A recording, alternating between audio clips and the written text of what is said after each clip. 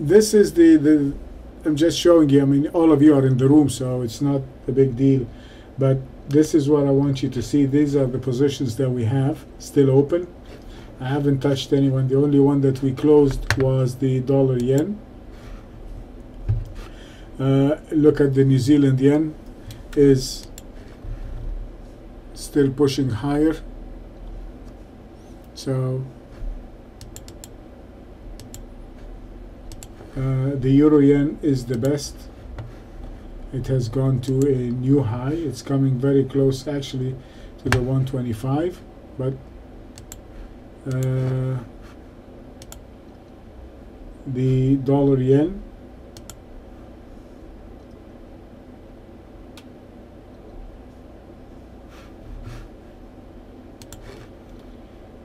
the Swiss yen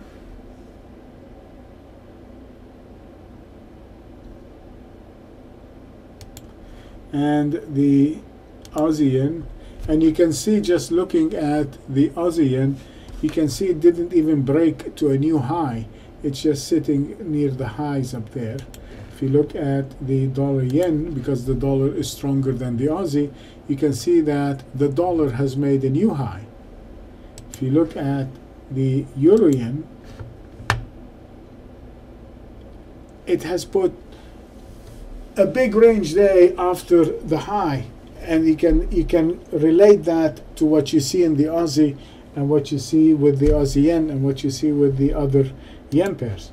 The other one which is as weak as the Aussie is the British pound, and you can see here it actually is not even close to the high of the day.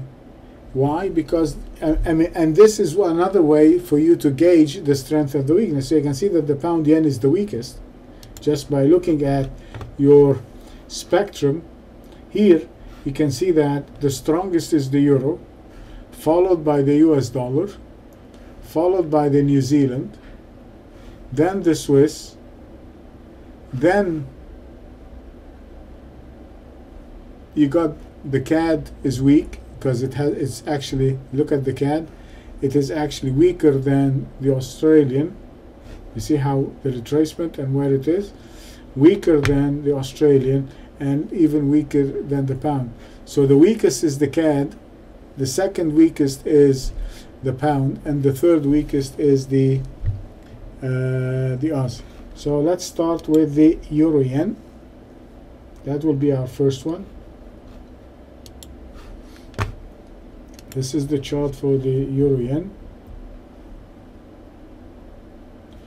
The big structure point here, this is the 123.32,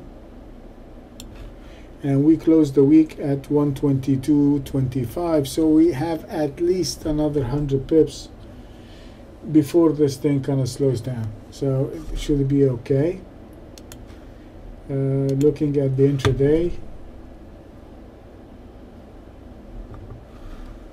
pretty much you don't want to look at selling anything.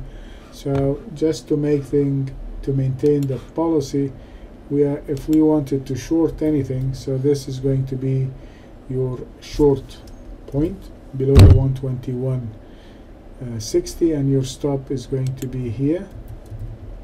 On the long side, we're going to buy above the high of the range, and so the high is 122.70. So we're going to buy the euro yen above 122.70, and our stop is going to be below the low here, which is 122. It's a big stop, but that's what we have to do. 55, and the next structure point is the 123.32,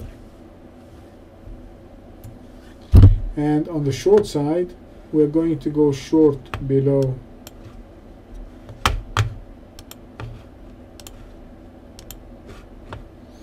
121.06,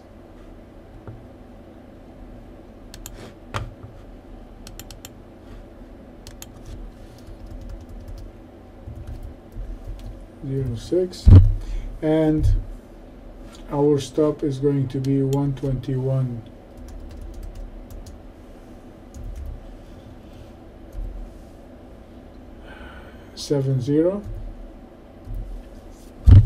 and the next structure short point is the 117. No, now the next structure point is this one here, which is the 119.64.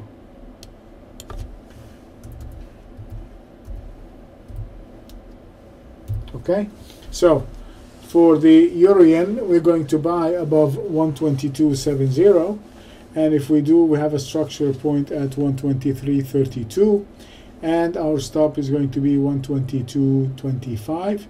On the short side, we're going to go short below 121.06, and the next structure point is 119.64, and the stop is going to be 121.07, 121.7.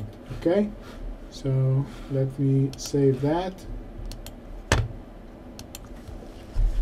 and